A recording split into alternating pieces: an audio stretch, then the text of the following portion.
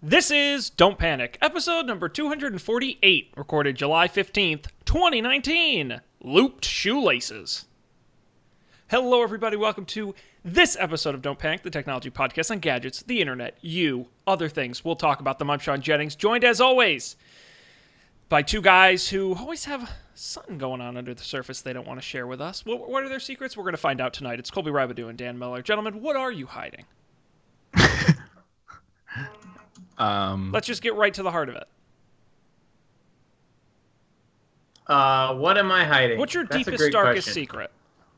Well, in my case, I'm hiding that, like, just off screen is a bunch of untouched moving boxes and other garbage.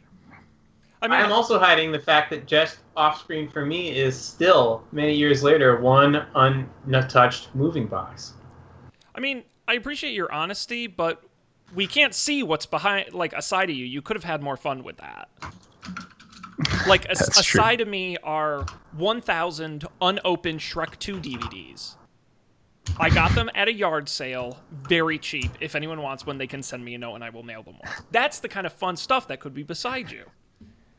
That's true.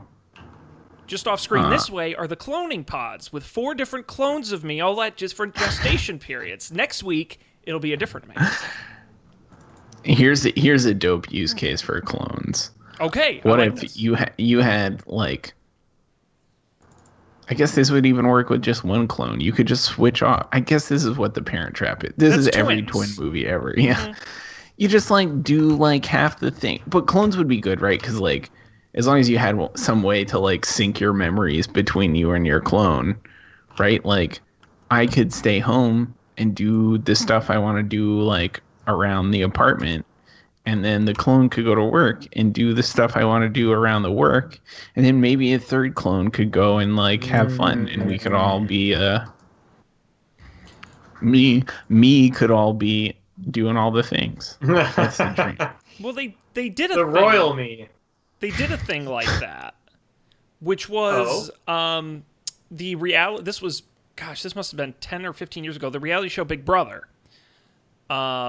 did a twist on a season where they had a set of identical twins playing the game. And what they would do is every couple days they would swap one twin into the house and take the other out, and they'd have like 20 minutes to explain to the other twin what has been going on in the house, and they'd switch them out. And they did this for like 6 weeks. And the house guests had no idea they were talking to a different person all the time. And they ended up going several weeks, and then finally they revealed it, and then both twins played the game, and it was a whole thing. So they revealed it, like no one figured it out? Yep. That's amazing. Well, they actually did it twice on the show. The second time they did figure it out, but only because the show had done it before. But the first time, totally got away with it. It was actually quite funny because this past weekend I had a wedding, my brother's wedding, which he graciously had me both officiate and best man. I was busy, but in his groom's party, there was 2 sets of twins, one of which was identical. And I'm sitting there talking with my grandmother at Grandma Flo at this event, and she says, Sean, which one is that over there? And I said, Grandma, honestly, all these years later, I've known these guys since we were kids. I cannot still tell them apart. They are truly identical. They even have similar haircuts. It's very hard to tell them apart. And of course, he walks over, and my grandma says, now, you'll have to help us out, because Sean here couldn't tell the difference between you two. Which one are you? She blew up my spot. Whoa. Unbelievable. She goes, I'm Ethan. And I go, fuck if I knew. Like, come on, lady. This is ridiculous. I was really hurt. And then I told her afterwards, I'm like, Flo, you blew up my spot. Don't call me out like that. Ugh, brutal. It's the danger of clones. I feel it. Right. Well, clones, you wouldn't be able to tell at all, right? Exactly. I didn't take that water well. Whoa! So what's new with you guys? Let's see. I've, like, bought a bunch of, like, home decor products recently. Ooh. I just paid my credit card bill. Wait, what kind of home decor products did you get? I got a shelf and I got a rug and you love a good shelf. I do. I got some throw pillows. I'm gonna get more shelves. I got some throw pillows. I got curtains and curtain rods. That might be it. I got a ceiling fan, and it either didn't come, like either they said they delivered it and they didn't, or someone stole it. That would be a pretty big box to steal, I would think. I thought so too, but like it comes in pieces, and I looked and the box wasn't actually that big. Gotcha. So I also learned FedEx will just leave stuff anywhere. Like they don't give a fuck, and they are not going to call up to your apartment. So check your phone for notifications. So that's cool. What else happened? I think that's all I can think of. Did you learn anything about home decor, home decorating? I don't know. You'll have to be the judge of that one. Come visit me. One of these weeks, we got to do a video tour. You can show us your place. Oh, yeah. You can judge maybe, it. Yeah, maybe like August or something. I think I'll be done by August. I mean, we're approaching episode 250 here. I think that would be fun if we each did sort of a, crib style. That would be dope. Because we counted once how many different places we've all been in since starting doing this, and it's double digits. Mm-hmm. Oh, God, yeah. Now we got to get Dan to be an owner. All right. Good luck. Dan, I hear the real estate is very reasonable. Any help that you want to offer, my coffers are open. All right. That sounds like a very reasonable GoFundMe. Help Dan buy a place in New York. Hey, if we can do it, if we can get that done, then we can have our Cribs episode. That would be the incentive. So there we go. That's what true. We'll start the Patreon for. I mean, you technically have a crib. That's true. I'll take it. It's just someone else's crib you pay money to borrow. Right. Yeah. Well, that's yeah. great. Here's the thing I did. I haven't decided if this is a bad idea yet, but I put my router under the couch. It's amazing. Okay. Why is that amazing? Because it's not in the way at all. You can't even see it. My one explainer for this is like my couch is not like a down to the floor like it's like off. It's more like you took a chair that had a lot of space under it and made it a couch. Mm-hmm. Okay. So like there's a lot of space. It's not like covered in fabric or anything. But it's great. That's I'm gonna say that's a life hack. As far as I can tell, it's not adversely affecting my streaming performance this evening, and that's the only thing I use the internet for. So yeah, you've been really crisp since you moved. All these years we thought it was the Mac, but I don't know. Maybe it was apparently Comcast. Maybe did it work good in 2 apartments ago? that seems like so long ago. No, I think you had issues all the way back to the condo you rented before. Maybe like the internet has just gotten better. Just in general? Overall? Yeah. Yeah, they like fixed it. It was broken Well, it's for a while. 5G now, right? Colby, are you really not going to get one of those fancy new Mac Minis? Well, having just paid my credit card bill from the home decor, I'm not going to get one right now. But That's too bad. Someday, I think about it every time I go on the Apple website. Mm-hmm. Mm-hmm. Like every time there's an Apple announcement, I go look at the thing. I'm like, could really get a new Mac Mini. But I haven't yet. I think look, Dan and I are on Windows, man. Get on the Windows train. Now's the perfect time. Maybe maybe I'll get a new Mac Mini and one of those displays. The fancy boy displays. I forget what they're called. The $5,000 displays? Yeah. Yeah. Pro XDR. Well, I hear you got a lot of space on that credit card, so... Yeah. Pro Display XDR. Sounds unnecessary. Doggy. Man, it does look cool, though. The stand, like, this reminds me of the thing with the Apple Watch. Well, I forget if that was the Series 2, where it would expel water by vibrating the speaker at a certain frequency. Yeah. It's like not going to come up that much, but when it does come up, it's so effing cool. This display stand is the same way. Like, you don't have to raise and lower your display that often, but when you do, this is so much better. Like, I don't remember if I mentioned this on the show, but I have monitor arms at work, which are great because they can save space on your desk because you don't have to put the monitor on your desk, and you can put them at whatever height you want. But if you have to adjust those, like, God forbid you move offices or change desks, that's going to be like 20 minutes of you like fucking around with screwdrivers and like disassembling things and praying that your monitor doesn't come crashing down onto the floor. So stand is pretty cool. If Apple sold the stand separately for $1,000, just a stand, just the Apple branded Visa stand. Oh God, they would never do that. Nope, not a chance. Not a chance. Never. I like this picture on the bottom of the Pro Display XDR of like the sample studio. Here, I'll post a link in the thing.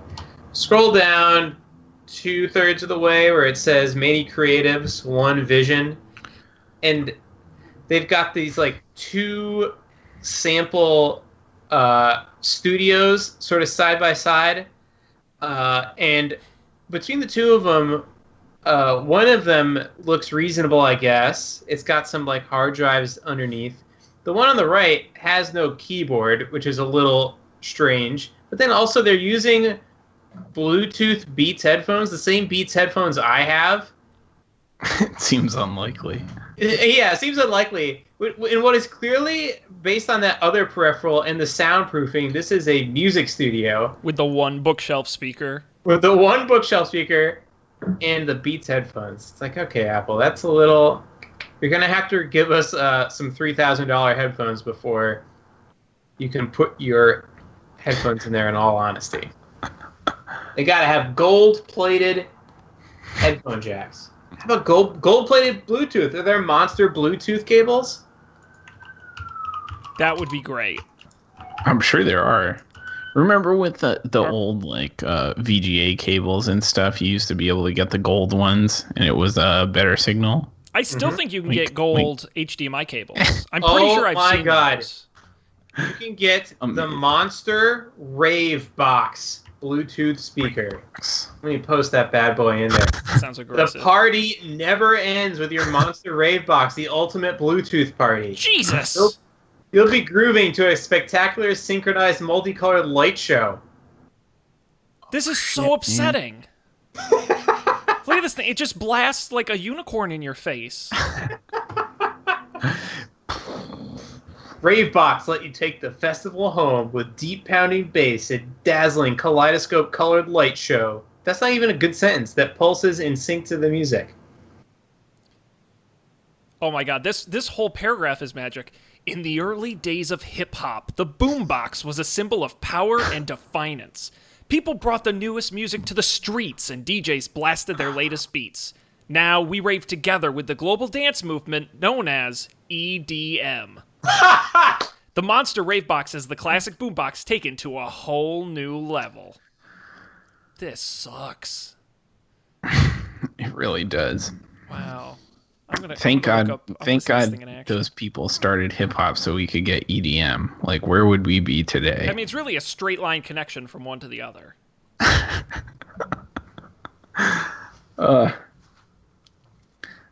They have all, like, I was scrolling down, they have related items, and they're all crazy. This one looks like it just has a flashlight in it. Yeah. Well, you can't play in the dark. Baby blaster form factor. All right, now you're just making stuff up. Stop that. I'm serious. That's what it says. It's this one. It sounds like a Nerf gun. Baby blaster. Yeah, I'm totally gonna be wasting some time on here during the show. But I love that the Monster Firecracker JP100 Classic Rock Edition has a high intelligibility mic for phone calls. High intelligibility. Yes. I mean, that's how I like my microphones. I like them to be intelligible. These cables are not as expensive as I remember them being. You mean the Ultra HD Black Platinum 4K high-speed HDMI with performance indicators? Dan, a 12-foot cable. What would you pay for a 12-foot HDMI I just found cable? it. I just found it. Yeah. $150. Okay, this is more like it. With performance indicators. The performance indicators light up to indicate resolution. Oh my god, that's so useful because I can't, normally I have to look at my TV to figure out that information, but this, I can turn my TV around, get back into the dusty innards, and look at it right on the cable. Honey, can you check the TV cables? I don't think this is 4K. Oh, it's loaded with precision monster technology. Loaded precision monster. That's sort of oxymoronic. Precision Well, I guess you could have a monster that was precise. I take it back. There are some D&D monsters that are pretty precise, Colby. Like the... I don't know. I don't have a good example. Me either. It's been too long. Way too long. Alright, what happens if I want to work at Monster? Here, you all see this for yourself. It needs to be seen. Whoops.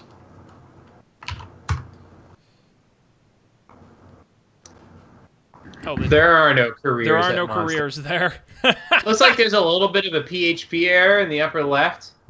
PHP. Tags. Please include the closing parenthesis. Or closing quote. Classic. Love it.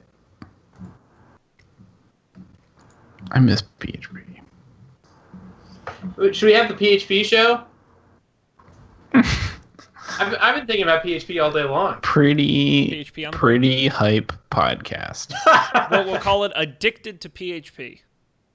Pretty hip podcasting. Pretty horrible podcast. Speaking of podcasting, I was thinking about this before we came on the air, and it circles back to where we started the show with your deepest, darkest secrets, but I was trying to come up with some picks for this evening, and I was thinking, are there any podcasts that you listen to that you wouldn't tell other people you listen to?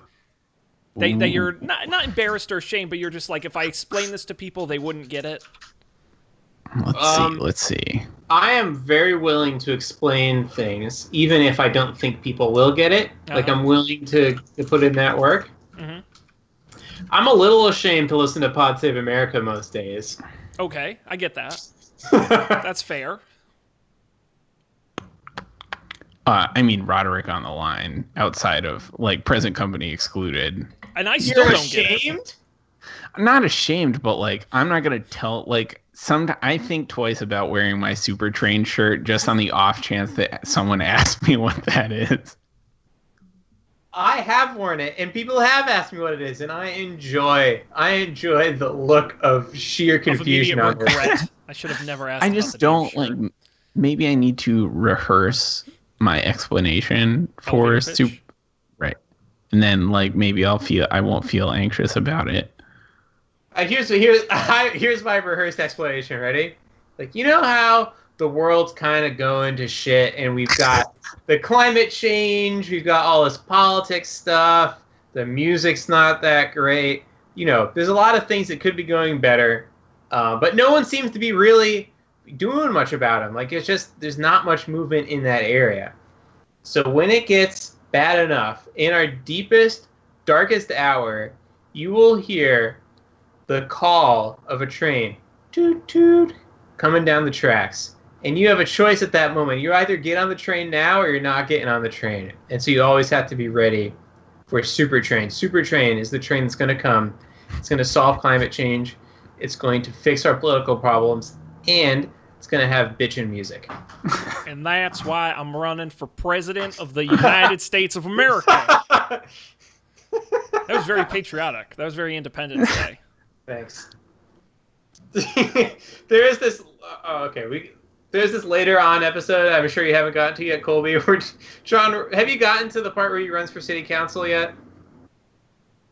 Yeah, and he lost. Yes. So there's this come to Jesus episode where he reflects, finally years later, reflects back on his city council run, and it's like, oh God, if I had won the nomination, can you imagine the attack ads that could have been cut out of our episodes? I think we should enslave all the middle schoolers and put them to work on the trails. John Roderick, to enslave your children. John Roderick. The worst idea. Punk rock is bullshit. That one's even from the podcast. Have you ever read that article? I never have. It's so long. I should check it out. It's so long. Yeah. John Roderick. But anyway. Punk rock. Sean, do you have a podcast that Oh yeah, several. Anyhow. Are you going to share them, or are you just asking? No, that was the whole point, is if I share them, they're no longer... It's not that they're embarrassing, but it's just like... There are certain things that I find funny that the majority of people don't find funny, and it's just one of those... I feel like I've picked podcasts publicly on the show that people are like, okay, Sean, go, you do your thing. Go nuts. So some I'm just going to keep to myself. We'll see. If you want to know, tweet at me, at Sean Jennings. I'll tell you. Yeah. Some things are better left unspoken. Why don't we roll on to some tech news? We've blathered on long enough. We have some stories. It's unfortunately, July is a really quiet month. We haven't quite gotten back to school pre-Christmas yet. We still got until August for that to happen. So we're going to be a little quiet, but we had a few announcements this week. Guys, any particular place you want to begin?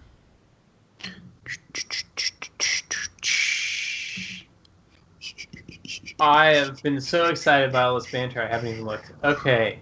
Switch? Should we start with the Switch Lite? Yeah, let's start with the Switch Lite. Because we kind of teased it last week a little bit. We talked a little bit about what our expectations were for this new mini Switch.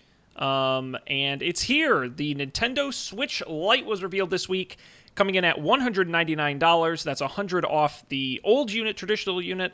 And for that, you get a streamlined version of the Switch. But here's the differences you need to know. On the Pro side, it is significantly lighter to hold. It also is sturdier, mainly because the Joy-Con controllers are now part of the device. You cannot remove them. They are permanently attached. It's got slightly improved battery life.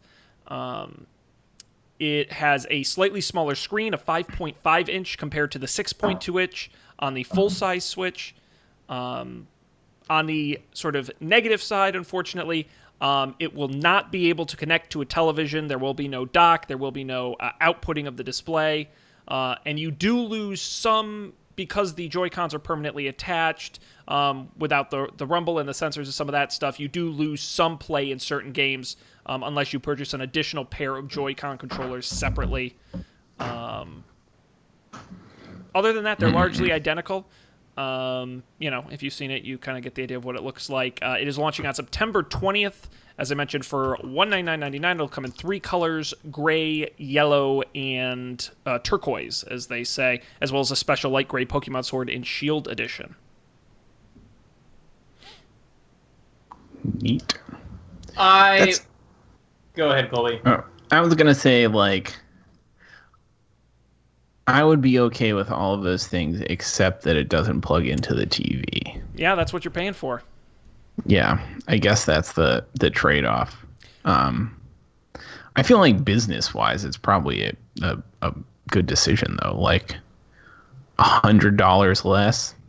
Yeah, $199 is a really great, easily digest. Once you get that one at the beginning, that's a digestible price. Yeah. Plus, it's fun to play in that form factor. I don't know. Is it smaller? Did you say that? It's smaller, lighter kind of thing? So according to the articles I read, imagine your current Switch with only one Joy-Con attached. And that's about how wide it is in total. It's a 5.5-inch screen versus a 6.2-inch screen. Yeah. Yeah, I think honestly that might make it like great for the.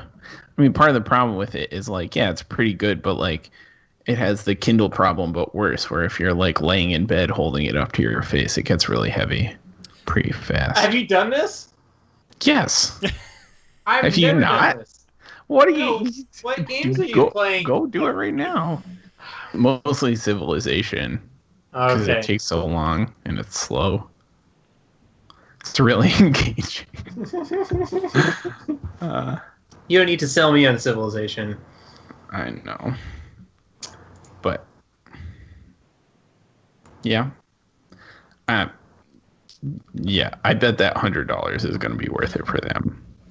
Well, and I think when you have a device that at $299 and $199, right, you have to have a feature that's worth paying another $100 for. And to me, the only feature you can really get away with pulling out is the connection to the TV. And I think there's a certain percentage of people who are going to look at $199 and say, well, but I could throw in another $100 and it becomes a two-way 360 use it everywhere device.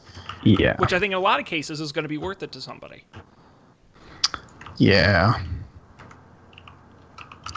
Honestly, like it would probably still be worth it to me to get that. I think this is more of a kid's device. This is more that DS replacement. This, like, someone our age is probably going to get the full Switch, but I think in that sort of teen tween crowd who probably already have a PlayStation or an Xbox at home and have something for TV gaming, and their parents don't want to spend money or they don't have that much money to spend, I think the $199 is a great price for a portable device like this. Right. Didn't they also announce that they're making a new rev of the regular Nintendo Switch with slightly better hardware? Announced is a strong word. They sort of said it without saying. You know, some of those things where they don't want people to stop buying the old ones, so they're going to slowly phase in. Yes, it's going to have a new processor that they say will improve battery life, but that's pretty much all you're going to get out of it. But they haven't really said when they're going to start showing up in these new, in the traditional Switch Classic. Got it. Yeah. So they're going to sell a ton of these at Christmas. An absolute ton. Yeah, I would be curious. I could see it happening. I could see it being a little bit of a flop. Okay. Because again, if I'm a kid, right, like, and maybe kids don't work this way or think this way anymore, but if I was a kid growing up and I was looking at this, I would really want the one that can hook up to my TV because I can play with other people.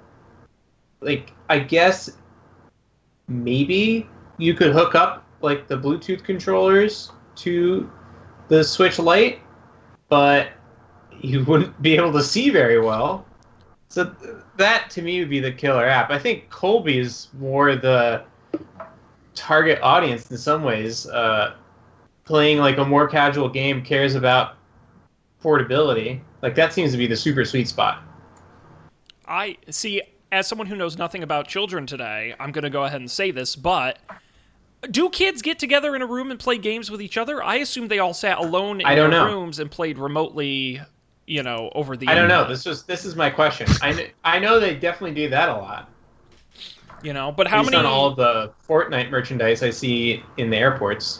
Well, that's the question is, and you guys will have to answer this because I'm not a Switch Nintendo expert by any stretch. Are there a lot of really good sort of multiplayer games for the Switch? Yes, because I think developers realize that up until now, every Switch has come with 2 controllers. So there's a lot of good co-op stuff, especially good co-op indie games. But in terms of, like, remote play, like, do you guys ever play with anyone online? Like each other, or, yeah? I think I don't. I think what they need is, like, LAN play. Like, is that a thing? Right? Like, everyone bring your own device. Right. And then you all play the thing. Because I do think kids are used to being on cell phones and tablets, right? It's that old sort of Wii U argument where the screen shouldn't be up in front of you, it should be in your hands, for better or worse. But I agree with you, Dan. It's also that question of parents who are going to, you know, at that age, the parents are buying the devices, not the kids, and the parents are going to say, well, do we spend the extra $100 and you can hook it up to the TV and the whole family can play it? I think there's going to be a good market for both. I'm curious what the research says in terms of who buys what. Yep. Because I think, like I said, I think they were really smart to price it $100 apart. Because I think that's just the right enough amount of money for someone to say either I need the TV hookup and it's worth $100, or I don't need it and I'll save the money. Like, I feel like they really priced that well. So we will have to wait and see. Maybe I'll get one. Oh. No, I'm not going to get one.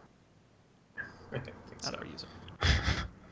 Sean doesn't like games. I don't. I truly don't.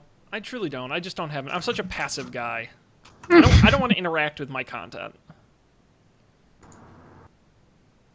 It's fair.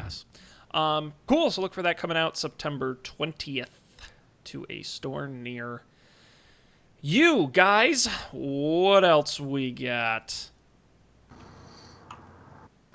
Talk to me about the news. I want to talk about passwordless. Okay. Love it. Let's do it. Big Windows story. We're going to talk about Windows enough. Let's talk about Windows 10. Microsoft is planning to make Windows 10 PCs work without passwords. It will be part of the next major update to Windows 10 next year. You'll soon be able to enable a passwordless sign-in for Microsoft accounts on a Windows 10 device. That means they will use either Windows Hello Face Authentication, which uses kind of like Face ID, fingerprints, or a PIN code. The password option will simply disappear from the login screen. Microsoft argues the PIN code is far more secure than a password because the fact that the code is stored on the device and not shared online. Windows 10 stores your private key on a device with a trusted platform module, which is a secure chip that keeps a PIN local to your device only. Servers can be compromised and passwords stolen, but a Windows Hello PIN won't be affected. Now, it's only an option. They're not going to force people to do it. They're only allowing them to do it, as well as businesses through Azure Active Directory. Like I said, at some point next year. So is this Windows Hello Face thing, does that work with any webcam? No. So all the new Windows laptops are more or less coming with the sort of infrared-y whatever special camera setup allows them to do the strong face detection. Again, that Face ID Connect technology they have, they've been slowly forcing manufacturers to put it in their laptop cameras. They have demands. Gotta have them standards. That's great. I can't wait for the days that passwords disappear. They've kind of mostly disappeared for me because everything's in 1Password. And it's a great life to live. Can I ask you guys a question about that? It really is. Yeah. I use LastPass, but it's, same idea. I love it on my mobile device to sign into stuff. With the Face ID, it's great. What do you guys do if you create a new account? How do you on what? On your device, like in a browser, you sign up for something, or in an app, you sign up for something. Is there a way to get it to automatically load back to your password manager? So what I do is when I get to the new account screen, right? Yeah. I pop open the share sheet for, I don't know if LastPass works like this, but I pop open the share sheet for 1Password, create a new login with a password, and have it autofill. Oh. So I do it like through 1Password. Oh. It doesn't always work. Because that's to me is like the big flaw in the system is it's really good at filling stuff in, and it's really not good about saving stuff. Yeah. The thing that I feel like on mobile, it's terrible about saving stuff. Oh yeah, it's a real pain. The filling's great. I tried to make accounts on the desktop for that reason because the browser extensions seem to do a much better job of seeing that you signed up for something and be like, hey, do you want me to remember this thing? Yep. Otherwise, I'd kind of try to do what Colby did. Okay. I'll have to try that. Yeah. So this definitely could be interesting. Unfortunately, as I said, you're going to have a device that supports these things, having the trusted platform module chip, as well as the Hello cameras if you do it that way, a fingerprint reader if you do it that way, or the PIN. So older computers won't be able to Right. Do those bonus things. Yep. What was I? I was doing the iPad yesterday. I was doing something on my iPad, and I was like, "Oh, Touch ID was kind of nice." Damn it. I do like, by the way, the doing an iPad, which is your version of having a catch. Like, I was doing an iPad. Yes, I was doing an iPad. Yeah, I miss Touch ID on when I had a MacBook Pro for work. Do you think if they ever got under glass fingerprint reading working really well, they would abandon Face ID and go back? I don't know. I go back and forth on this. The one hand, it is like kind of way more dope of a feature, Face ID. Like, it feels way more impressive, and I think that's not nothing. It's also better in some circumstances, and I don't know how much worse it is in, like, it so rarely can't at this point. Like, I think early on it was less reliable, but at this point, if I'm like, what did I had to put something over my whole face, like a bandana over my whole face, because I was robbing a bank the other day. And you were checking Twitter. As right. One does. You're waiting around. It's like being in the army. Most of robbing a bank is just sitting there doing nothing, waiting. Hurry up and wait. And then it didn't work. That's a little bit of a bummer. But then if your hands are dirty, Touch ID won't work. And that happens to me way more washing dishes and cooking. That's like, honestly, I check my phone so much when I'm cooking because I want to. That's where I put the recipe almost all the time. Mm. So I don't know. I think if they could have both, I don't know. This is not a very Apple-y thing to do, but both would be great. That's true. I think they wouldn't, because like when Face ID happened, they had the whole thing where it's like thousands of times less likely to be, to let someone who is not you into your phone and like blah blah blah. Also, that tech is useful for other things. A fingerprint reader is only useful for the one thing. Yeah. I think the only way they would do it is because they want to get rid of the notch at the top and go edge to edge screen. And at that point, I think we've seen some of the more like cutting edge phone manufacturers get a camera lens under the screen that works, but I don't think they can get all of the infrared stuff and the other nonsense going on also under the screen. So my guess would be if they really want to do true edge to edge, they would have to do it with an under-screen fingerprint reader, because I don't think they can get the camera tech to do it. That's a total wild speculation. Other than design-wise, I agree with you. I don't know why they would, after pushing Face ID so hard, I don't know why they would go back. Yeah. So. The security thing's a good point, Colby. I agree with you. Yep. Yeah. Well, good. Then we solved it. Dope. That was easy, as they say. We solved it. We got time for one more story here, guys. And we've got a few things floating around here. Not a lot, but a few. We got Google, Apple, Facebook, the big guys. Oh, man. YouTube's coming back. We talked about that. We did a year ago, in fact. We talked about the big beef between Google and Amazon.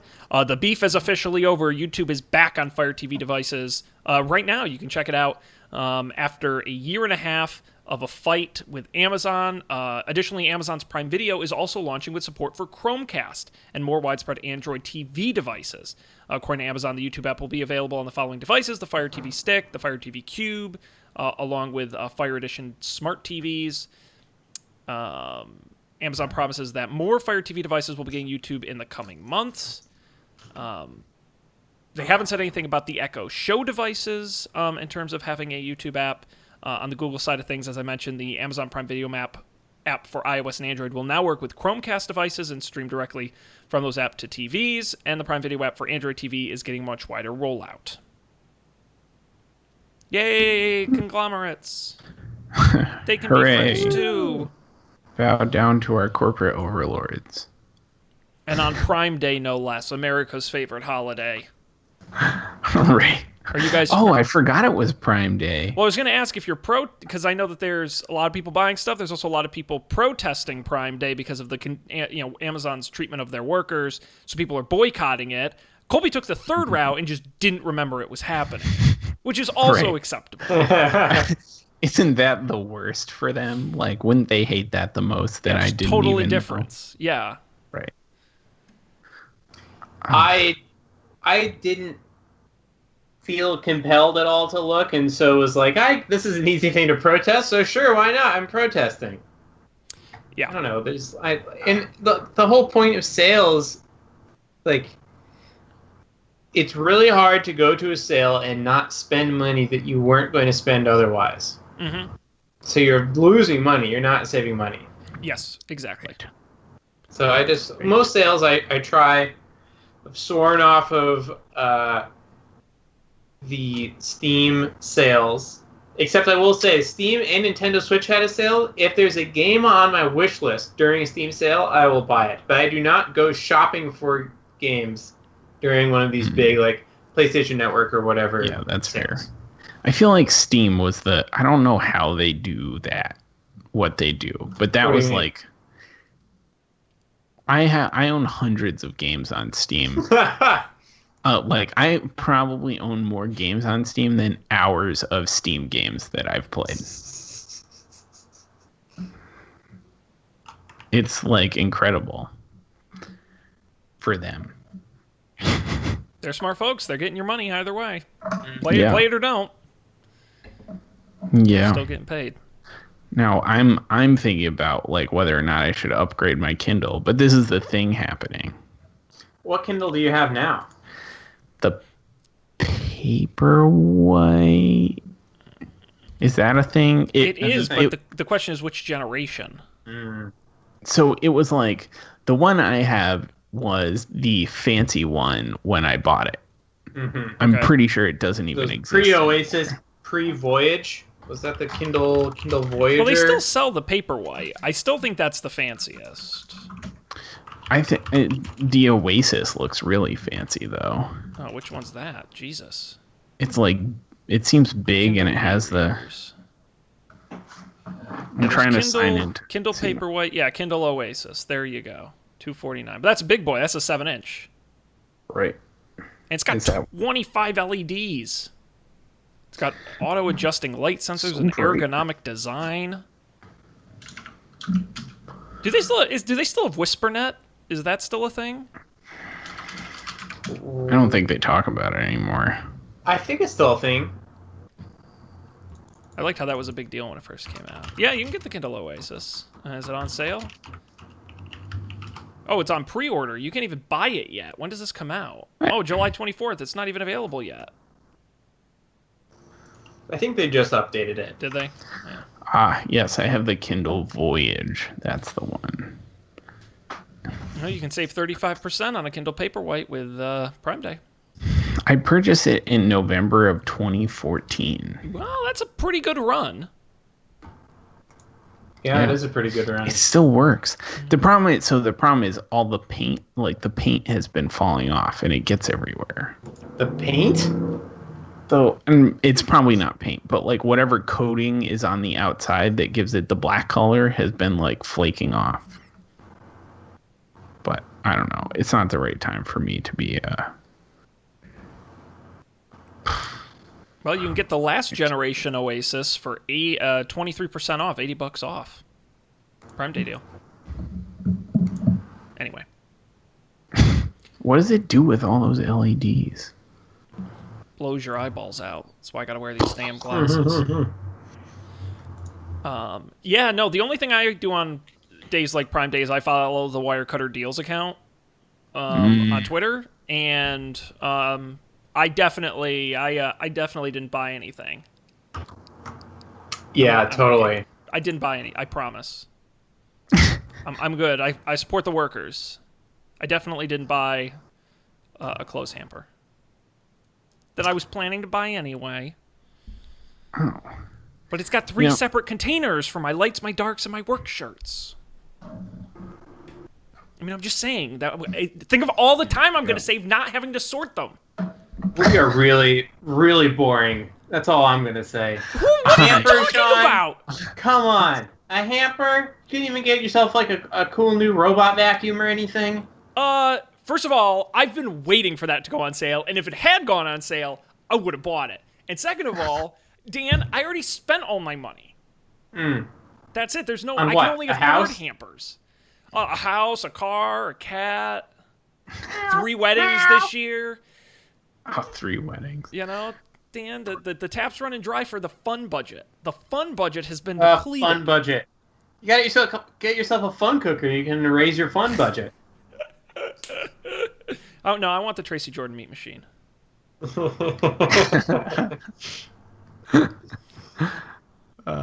Here comes the fun cooker.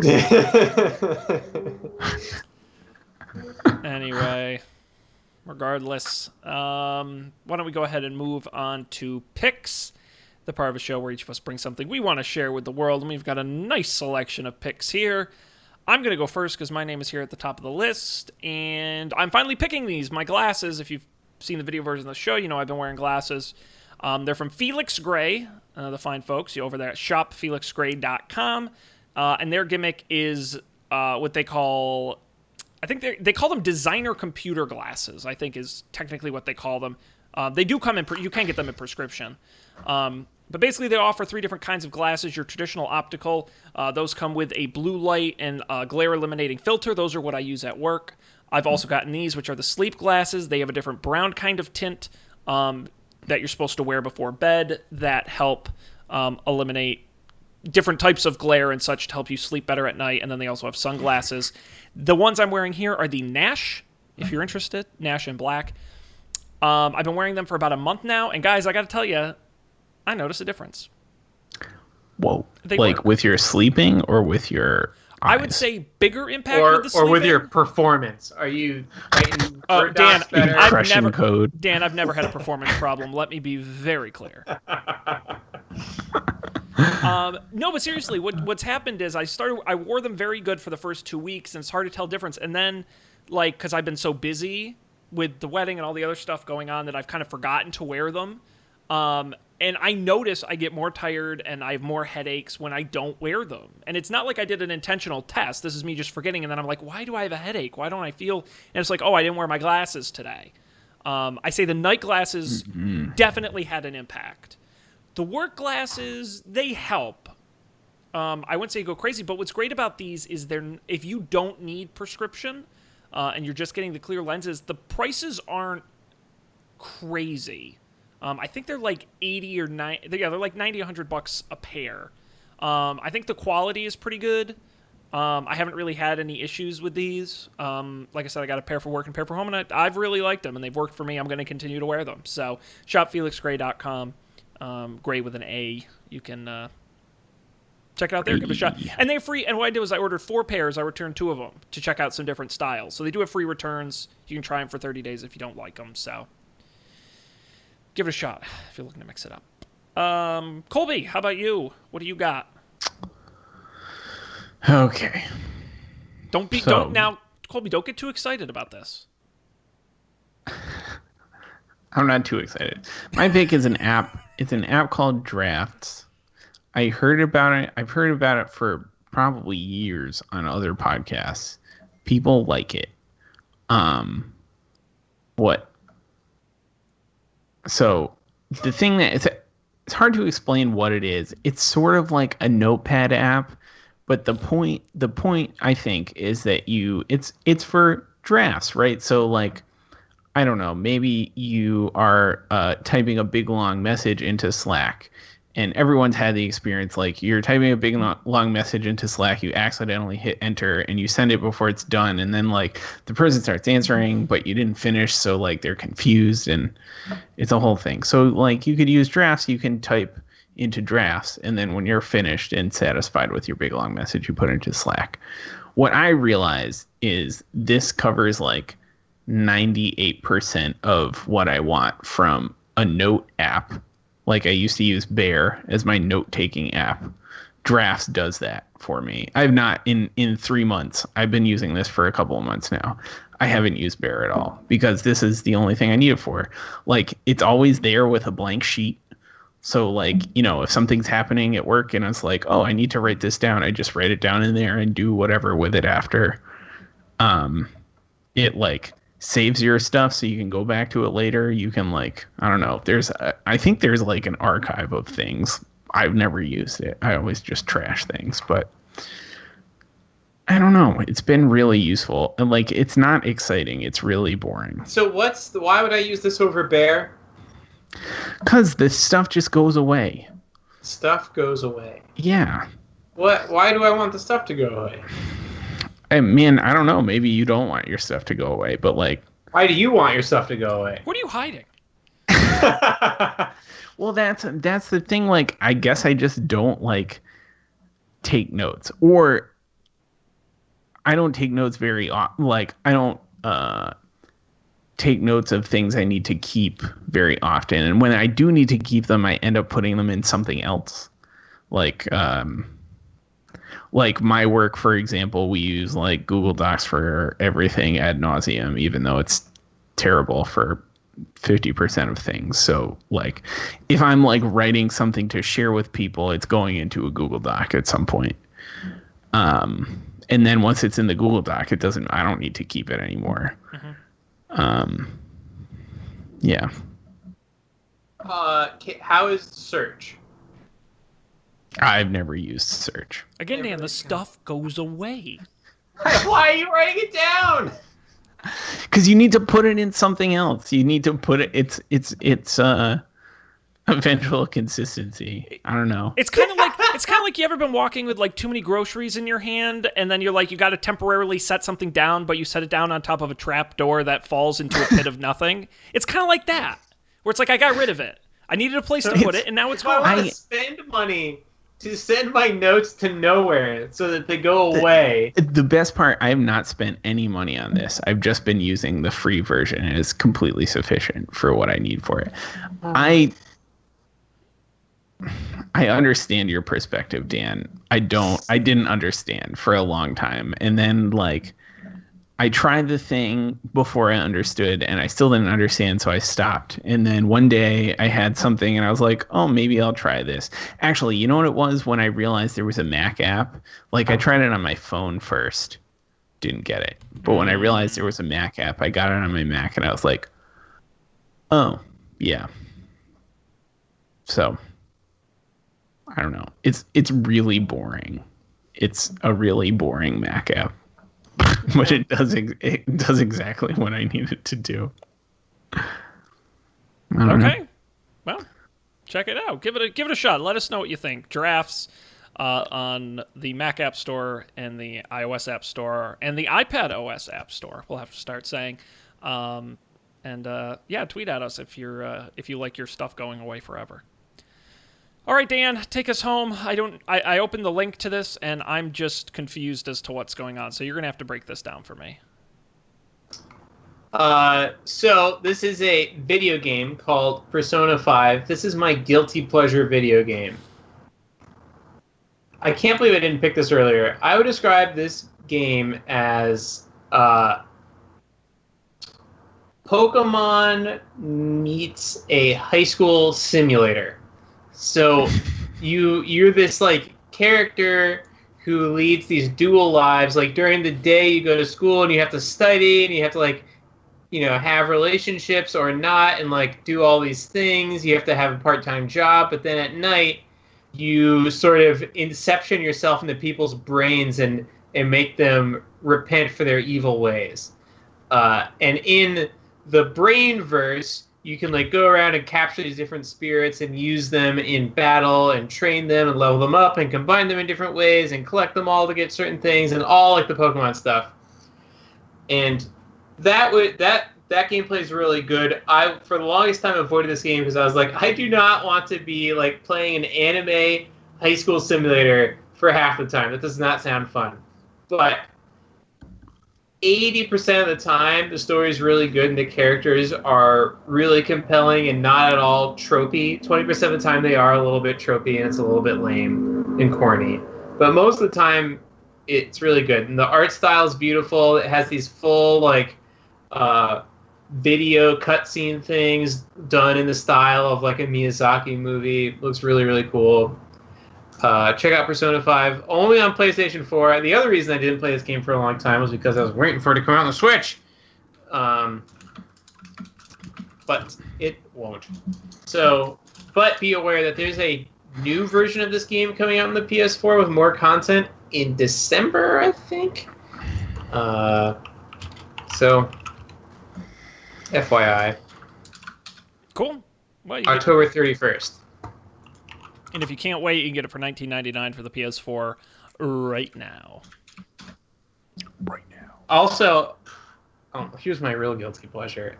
I have played this game over the past couple months, since about April. 60 hours. And I think I'm maybe 3/4 of the way done. Like, I don't think I'm close to done yet. It is a long game. Damn. Well, that's good. It's also like a little bit of time management, because like you only can do so much stuff in a day. You can't just run around like in most video games and then be like, okay, now I'm going to go to sleep. You only have so many actions you can take per day, including going into someone's brain and working your job and studying, but you have to go to school, and like, so there's a little bit of fun time management problems too. Persona 5. It's good, I promise. Dope. Very cool. Check it out. PS4. Play it. Wonderful. All right. Well, that is just about it for this evening, guys. Unless you've got anything else you want to say or do. Any parting words of wisdom? No, I have no parting words of wisdom. Okay. My side project is coming along. I'm excited. Dan's got so much stuff. Honestly, if there's any reason to tune in next week and the following weeks, it's because Dan's got a lot of stuff going on. Next week, I should have a URL that you can see pictures on. Ooh, How's boy. that? How's that? Wow, you're really putting it down. Now you gotta, yeah. Now you gotta I follow very through. carefully worded that to be as vague as and non-comprehensible as possible. Boy, I hope that's not Non-comprehensive, rather. Cool. Alrighty. No, hey, that works for me. That's a great tease. I got another small tease. Folks should be checked. We're smack in the middle of Rapid Fire July over on Up for Debate at upfordebate.tv. We're having a lot of fun with that. Matt somehow managed to record an episode while he was in Italy this week. We'll be publishing a new episode later on. We're doing a two-part, guys, as fans of the show, you know, a beloved segment. We've done it a few times. We only do it once a year. That's right. It's the return of... The trivia night. No. Try again. It's not Super Bowl prop bets. This or that. This or that is back. Colby wins. Someone's been listening. The long-awaited return of This or That, and even better, we have a special two-parter. Starting this week, I will ask Matt the This or That questions, and the next week, Matt will ask me the This or That questions. And here's a small tease of a question I ask Matt, which is fighting in non-fighting sports, especially baseball and hockey. Is it an important historical part of a classic American game, or outdated and dangerous assault in the year 2019? The answer may surprise you. So you'll have to tune in to upfordebate.tv or wherever you get podcasts. Check out Up for Debate. Coming out later this week. Sounds delightful. And it will be. And we'll be back next week with more Don't Panic. You can check out our website, don'tpanic.io. Get links to all the show's audio, video, as well as links to all of the picks we described tonight. You can also go ahead and subscribe to the show wherever you get podcasts. Just look up Don't Panic on Overcast, Apple Podcasts, Stitcher, Spotify, you name it, we're there. You can also get in contact with us at Don't Panic Show on Twitter, or email us don'tpanicshow@gmail.com. We do the show live Monday nights about 10:15 Eastern over at facebook.com/Don't Panic Show or at twitch.tv/Don't Panic Show. Hang out with us in those respective places. That is going to do it for us on this balmy July Monday. We'll be back next week with more tech news and news from Dan. Until then, on behalf of Colby and Dan, I am Sean. Thanks for being here. We'll see you next time for more Don't Panic.